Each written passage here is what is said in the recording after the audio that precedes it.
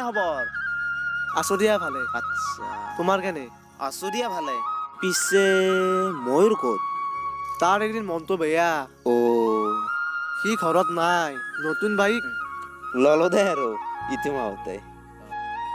দে মই যাই থাকো। দিয়াতে যাবাতে।